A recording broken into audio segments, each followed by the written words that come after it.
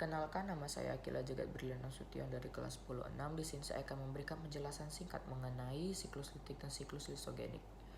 Tahap yang pertama yang terjadi di siklus litik adalah tahap absorpsi, di mana virus menempel di permukaan sel inang. Dan tahap yang kedua yang terjadi adalah penetrasi, di mana materi genetik virus seperti DNA atau RNA masuk ke dalam sel inang. Yang ketiga adalah tahap sintesis, di mana pada tahap ini adalah masa penghancuran DNA sel inang. Dan yang tahap yang keempat adalah tahap perakitan, di mana virus-virus yang sebelumnya terpisah seperti kepala, ekor, dan serabut ekor menjadi virus yang utuh. Dan tahap yang terakhir adalah tahap lisis, di mana pada tahap ini dinding sel mengalami perpecahan di akhir masa reproduksi virus.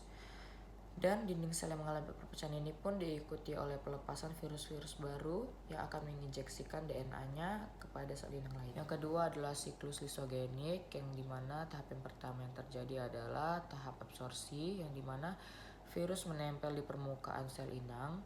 Dan tahap yang kedua adalah tahap penetrasi, di mana virus menginjeksikan DNA atau RNA-nya ke dalam sel inang. Tahap yang ketiga adalah penggabungan, di mana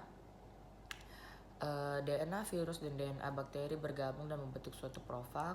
Dan tahap yang keempat adalah replikasi, yang terjadi saat profag membelah diri. Dan tahap yang kelima adalah sintesis, di mana pada saat itu adalah saat penghancuran DNA sel inang. Dan tahap yang keenam adalah tahap perakitan, di mana pada tahap ini virus yang sebelumnya terpisah-pisah seperti kepala, ekor, dan serabut ekor menjadi virus yang utuh. Dan tahap yang terakhir adalah tahap lisis, di mana pada tahap ini sel dinding mengalami perpecahan pada akhir fase reproduksi virus, yang diikuti oleh pelepasan virus-virus baru.